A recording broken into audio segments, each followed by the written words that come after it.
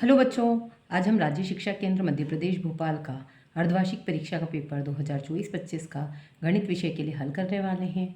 ये कक्षा 7 के लिए पेपर है और समय है 2.5 घंटे और पूर्णांक है 60 अंक। प्रश्न क्रमांक 1, -3 में कौन सा पूर्णांक जोड़ने पर योगफल -3 ही होगा। तो देखिए, -3 में क्या जोड़ें कि -3 ही आंसर मिले। तो इसमें हम 0 जोड़ देते हैं, क्योंकि अगर किसी भी नंबर में 0 जोड़ते हैं तो वो का वही आंसर मिलता है। प्रश्न क्रमांक 2, 2/3 भागित 1/6 का मान क्या होगा। तो देखिए, 2/3 भागित 1/6 को हम लिख सकते हैं 2/3 और ये जो भागित है इसको गुणा और जो 1/6 इसको 6/1। तो 3 एकम 3, 3 दूनी 6, तो 2 दूनी 4। तो इसका आंसर होगा ऑप्शन सी 4। आंकड़े 5, 25, 15, 3, 10, 8 का माध्य या औसत क्या होगा। तो देखिए, माध्य निकालने के लिए जो भी आंकड़े दिए हैं सभी को जोड़ देते हैं और कितने आंकड़े 1, 2, 3, 4, 5, 6, तो 6 का भाग लगा देते हैं। इन सबको जोड़ने पर मिलेगा 66। 66 को 6 से भाग देने पर आएगा 11। तो इसका आंसर होगा ऑप्शन बी 11। प्रश्न क्रमांक 4, दो संपूरक कोणों के मापों का योग क्या होगा। तो संपूरक कोण होता है 180 डिग्री का और दो संपूरक कोणों के मापों का योग चाहिए, मतलब 2 बार 180, तो वो होगा 360 डिग्री। प्रश्न क्रमांक 5, कौन सी परिमेय संख्या उचित भिन्न नहीं है। तो जिसमें अंश बड़ा होता है वो उचित भिन्न नहीं होती है। जैसे इसमें 5 है, ऊपर अंश में 5 है और हर में 2 है, तो अंश बड़ा है इसलिए ए वाला उचित भिन्न नहीं है। रिक्त स्थान प्रश्न क्रमांक 6 से 10।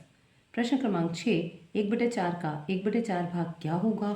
तो देखो, 1/4 का की जगह हम लिख देते हैं गुणा, फिर 1/4। तो जब ऊपर ऊपर का गुणा करेंगे तो आएगा 1 और 4 का गुणा करेंगे तो आएगा 16। तो 1/16 इसका आंसर हो जाएगा। प्रश्न क्रमांक 7, आंकड़ों के सबसे बड़े और सबसे छोटे फ्रैक्शन का अंतर क्या कहलाता है।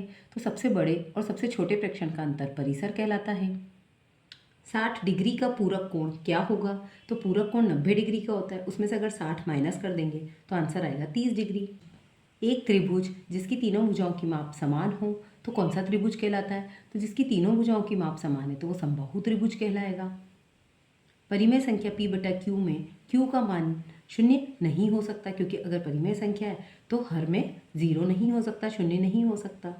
अति लघुत्तरीय प्रश्न, प्रश्न क्रमांक 11, ऐसे दो पूर्णांक लिखिए जो -8 से बड़े हों लेकिन 12 से छोटे हों। तो देखिए, 12 से छोटे चाहिए, मतलब हम 11, 10, 9 कुछ भी लिख सकते हैं। निम्नलिखित कथन से समीकरण बनाइए। एक संख्या के 8 गुने में 4 जोड़ने पर 60 प्राप्त होता है। तो माना संख्या x है, उसका 8 गुना और उसमें 4 जोड़ने पर 60 मिल रहा है, तो ये समीकरण बनेगी। प्रश्न क्रमांक 13, 9 किस संख्या का 25% है। तो माना संख्या x है और x का 25% 9 है। तो देखिए, x गुणित 25/100, ये प्रतिशत हटाने का हमने बटे में 100 ले लिया। अब x इधर का इधर रहने दिया, 9 इधर का इधर, और 25/100 को उल्टा करके व्युत्क्रम करके ले गए, 100/25 हो गया। अब 25 को 100 से काटेंगे तो आएगा 4, तो 9 चौक 36, तो 9 जो है वो 36 का 25% है। प्रश्न क्रमांक 14, -2/13 भागित 1/7 का मान ज्ञात कीजिए। तो देखिए, जहाँ भाग का निशान होता है वहाँ हम गुणा का करके और पीछे वाली संख्या को व्युत्क्रम कर सकते हैं। जैसे 1/7 को 7/1 कर दिया। अब ऊपर का ऊपर गुणा, -7 दूनी 14 और 13 एकम 13, तो ये आंसर हो जाएगा। प्रश्न क्रमांक 15, 10 सेंटीमीटर व्यास वाले वृत्त की परिधि ज्ञात कीजिए। तो देखिए, वृत्त की परिधि का सूत्र होता है 2πr और व्यास होता है 2r, मतलब त्रिज्या का डबल। वो हमें दे रखा है 10 सेंटीमीटर। तो वृत्त की परिधि के सूत्र में हम 2r को अलग कर लेते हैं, पाई को अलग कर लेते हैं। पाई का मान होता है 22/7, तो 2r की वैल्यू हमें दी है 10 और पाई 22/7, वो लिख लिया। अब 22 का 10 में गुणा करेंगे तो 220/7 सेंटीमीटर। तो ये आ गई हमारे वृत्त की परिधि। प्रश्न क्रमांक 16, यदि m बराबर 2 हो तो व्यंजक m-2 का मान ज्ञात कीजिए। तो m बराबर 2 दे रखा है, m-2 में हम m का मान रख देते हैं। तो m की जगह अगर 2 रखते हैं तो 2 - 2 हो जाएगा और 2 में से 2 घटाते हैं तो 0 आएगा, इसलिए इसका आंसर 0 होगा। प्रश्न क्रमांक 17, 25 बच्चों की कक्षा में 8% बच्चे वर्षा में भीगना पसंद करते हैं। वर्षा में भीगने वाले बच्चों की संख्या ज्ञात कीजिए। तो हम क्या करेंगे, 25 का 8% निकाल लेंगे। 25 गुणित 8 और परसेंट हटाने का बटे में 100। अब 25 को 100 से काटेंगे तो 25 एकम 25, 25 चौक 100। अब बचा 8/4। 4 को अगर 8 से काटेंगे तो 4 एकम 4, 4 दूनी 8। तो 2 बच्चे आ जाएंगे कि 2 बच्चे वर्षा में भीगना पसंद करते हैं। समीकरण हल कीजिए। -2 ब्रैकेट में x+3 बराबर 8। तो देखिए ये जो -2 है इसको हम इधर अपॉन में ले जाते हैं तो कितना आ जाएगा 8/-2। इसको अगर हम काटते हैं 2 एकम 2, 2 चौक 8 तो आ जाएगा -4। तो x+3 बराबर -4 और जो प्लस का 3 है ये बराबर के दूसरी तरफ जाकर माइनस का 3 हो जाएगा। तो x बराबर -4 -3 मतलब दोनों को जोड़ देंगे क्योंकि दोनों माइनस के हैं तो x बराबर -7 आंसर आ जाएगा। प्रश्न क्रमांक 19, यदि एक कोण दूसरे कोण का दुगुना है और ये दोनों पूरक हैं तो दोनों कोण की माप ज्ञात कीजिए।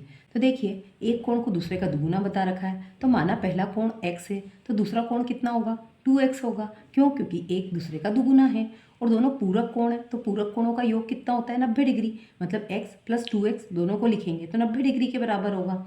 दोनों को जोड़ेंगे तो आ जाएगा 3x बराबर 90 डिग्री। तो x बराबर 90/3 मतलब 3 से अगर 90 को काटेंगे तो 3 एकम 3, 3 तिया 9, 30 डिग्री आ जाएगा। तो x बराबर 30 डिग्री, ये पहला कोण हो गया। और दूसरा कोण क्या हो जाएगा 2x बराबर 2 × 30 डिग्री। 30 का 2 में गुणा करेंगे तो आ जाएगा 60 डिग्री। तो दूसरा कोण हो जाएगा 60 डिग्री। प्रश्न क्रमांक 20, -3 और -2 के बीच में 3 परिमेय संख्या ज्ञात कीजिए। देखिए -3 और -2 में हम किसी भी संख्या का गुणा और भाग करा देते हैं। जैसे कि सबसे आसान 10 का गुणा और 10 का भाग करा दिया है तो 10/10 -3 में 10 का गुणा और 10 का भाग तो आ गया -30/10। ऐसे ही -2 में भी 10 का गुणा 10 का भाग तो आ गया -20/10। अब इनके बीच की संख्या हम कुछ भी लिख सकते हैं जैसे कि -30/10 और -20/10 के बीच की 3 परिमेय संख्या हम लिख सकते हैं जैसे कि -29/10, -28/10, -27/10। ऐसे ही हम आगे भी लिख सकते हैं। प्रश्न क्रमांक 21, यदि किसी त्रिभुज का क्षेत्रफल 75 वर्ग सेंटीमीटर है और आधार 15 सेंटीमीटर है तो उसकी ऊंचाई क्या होगी। तो देखिए त्रिभुज का क्षेत्रफल दे रखा है 75 वर्ग सेंटीमीटर, आधार दे रखा है 15 सेंटीमीटर और ऊंचाई हमें ज्ञात करनी है। तो त्रिभुज के क्षेत्रफल का सूत्र होता है 1/2 गुणित आधार गुणित ऊंचाई। जो दे रखा है वो हम वहाँ लिख देते हैं। जैसे कि क्षेत्रफल 75 वर्ग सेंटीमीटर क्षेत्रफल की जगह लिख देते हैं 1/2 और आधार की जगह 15 लिख देते हैं और ऊंचाई हमें नहीं पता है तो ऊंचाई लिख देते हैं। अब ये जो 2 है ये इधर गुणा में चला जाएगा और 15 जो है भाग में चला जाएगा और ऊंचाई इधर रह जाएगा। अब 15 से अगर 75 को काटते तो 15 एकम 15, 15 पंजे 75, बचा 5 × 2 और 5 × 2 मतलब 10 सेंटीमीटर। तो ऊंचाई आ गई 10 सेंटीमीटर। इसको हम आगे पीछे लिख सकते हैं। प्रश्न क्रमांक 22, किसी आयत की लंबाई 2x + y सेंटीमीटर है और चौड़ाई 3x सेंटीमीटर है तो आयत का क्षेत्रफल ज्ञात कीजिए। तो आयत के क्षेत्रफल का सूत्र होता है लंबाई गुणित चौड़ाई। तो देखिए आयत की लंबाई दे रखी है और आयत की चौड़ाई दे रखी है और आयत के क्षेत्रफल का सूत्र होता है लंबाई गुणित चौड़ाई। तो लंबाई हमें दी है 2x + y वो हमने लिख ली और चौड़ाई दी है 3x वो हमने लिख ली और दोनों पे सेंटीमीटर है इसलिए सेंटीमीटर स्क्वायर। अब 2x का 3x में गुणा करेंगे फिर y का 3x में गुणा करेंगे तो 2 3 × 6 और x का गुणा करेंगे तो x² और 3 और xy। तो ये हमारा आंसर हो जाएगा। प्रश्न क्रमांक 23, यदि दोपहर 12 बजे तापमान 0 से 10 डिग्री सेल्सियस ऊपर था तथा ये प्रत्येक घंटे 2 डिग्री सेल्सियस की दर से कम होता है तो दोपहर 3 बजे तापमान कितने डिग्री सेल्सियस होगा। तो देखिए दोपहर 12 बजे का दिया है कि 10 डिग्री सेल्सियस ऊपर था मतलब प्लस में था। फिर हर 1 घंटे में 2 डिग्री कम होता जा रहा है तो 12 के बाद 1 बजे 2 कम होकर 8 हो जाएगा, फिर 2 बजे 6 हो जाएगा और 3 बजे 4 डिग्री सेल्सियस हो जाएगा। तो अतः दोपहर 3 बजे तापमान 4 डिग्री सेल्सियस होगा क्योंकि हमने 2 डिग्री कम कर दिया, यहाँ 1 घंटा बढ़ा दिया। प्रश्न क्रमांक 24, 4 विभिन्न कक्षाओं के विद्यार्थियों की संख्या दी गई है। इन आंकड़ों को एक दंडालेख द्वारा निरूपित कीजिए। कक्षा दे रखी 5वीं, 6ठी, 7वीं और 8वीं। विद्यार्थियों की संख्या दे रखी है 5वीं में 70, 6ठी में 120, 7वीं में 90 और 8वीं में 100 विद्यार्थी हैं। तो देखिए हमने एक दंडालेख बना लिया है जिसमें x अक्ष पे कक्षा ले ली है और y अक्ष पे विद्यार्थियों की संख्या ले ली है। हमने पैमाना लिया 1 सेंटीमीटर बराबर 10 विद्यार्थी। तो यहाँ पर हमने 10, 20, 30, 40, 50, 60, 70, 80, 90, 100 ऐसे नंबर डाल दिए हैं और कक्षा ले लिए 5वीं, 6ठी, 7वीं, 8वीं। एक छोड़ के एक कॉलम में हमने ऐसे ले लिया है। अब 5वीं में थे 70 विद्यार्थी तो हम 70 ये रहा, इससे इसको मैच करके दंडालेख बना देंगे। फिर 6ठी में थे 120 विद्यार्थी तो 6ठी का 120 पे मैच करके दंडालेख बना दिया। फिर 7वीं में थे 90 विद्यार्थी तो 90 पे मैच करके दंडालेख बना दिया और 8वीं में थे 100 विद्यार्थी तो 100 पर मैच करके बना दिया है। ऐसे करके हम एक बार ग्राफ या दंडालेख बना सकते हैं। प्रश्न क्रमांक 25, एक पेड़ भूमि से 5 मीटर ऊंचाई पर टूट जाता है। उसका ऊपरी सिरा भूमि को उसके आधार से 12 मीटर की दूरी पर छूता है। पेड़ की पूरी ऊंचाई ज्ञात कीजिए। तो देखिए माना ये पेड़ था तो ये 5 मीटर के बाद टूट गया तो जो टूटा हिस्सा वो इसे टेढ़ा जाएगा और उसकी ऊंचाई हमें ज्ञात करनी है। और जो इसका नीचे वाला हिस्सा है वो भूमि को 12 मीटर की दूरी पर छू रहा है, मतलब ये दोनों के बीच की दूरी हुई 12 मीटर। तो देखिए यहाँ पर एक ये समकोण त्रिभुज बन रहा है। तो समकोण त्रिभुज और नाम दे दिया हमने ABC। तो समकोण त्रिभुज ABC में पाइथागोरस प्रमेय से कर्ण का वर्ग बराबर लंब का वर्ग प्लस आधार का वर्ग, ये जो टेढ़ी लाइन है इसको हम कहते हैं कर्ण, और ये होता है आधार और ये होता है लंब। तो देखिए लंब कितना दे रखा है 5, तो 5 का वर्ग, और आधार कितना दे रखा है 12, तो 12 का वर्ग। 5 का 5 में गुणा करते हैं तो आता है 25, और 12 का 12 में गुणा करते हैं तो आता है 144। इन दोनों को आपस में जोड़ेंगे तो आएगा 169। तो ये है कर्ण का वर्ग। तो हमें कर्ण चाहिए तो इसकी घात 2 है, तो इसलिए इसकी भी घात 2 को हटाने के लिए हम इसका वर्गमूल ले लेंगे। तो कर्ण आ जाएगा 13, क्योंकि अगर 13 का 13 में गुणा करते हैं तो 169 आता है, इसलिए कर्ण हो जाएगा 13 सेंटीमीटर। तो पेड़ की पूरी ऊंचाई पूछी गई है। तो देखिए 5 सेंटीमीटर पेड़ इधर भी था और ये जो टूटा है ये भी पेड़ का ही हिस्सा है, तो इन दोनों की लंबाई को हम जोड़ देंगे। तो 5 सेंटीमीटर प्लस 13 सेंटीमीटर तो आ जाएगा 18 सेंटीमीटर। प्रश्न क्रमांक 26, एक नगर की जनसंख्या 25,000 से घटकर 24,500 रह गई। जनसंख्या घटने का प्रतिशत ज्ञात कीजिए। तो देखिए नगर की जनसंख्या दे रखी थी 25,000, घटने के बाद हो गई 24,500, तो कितनी घटी, इन दोनों को आपस में माइनस करके देख लेते हैं। तो मतलब 500 लोग कम हुए, जनसंख्या में कमी आई 500 लोगों की।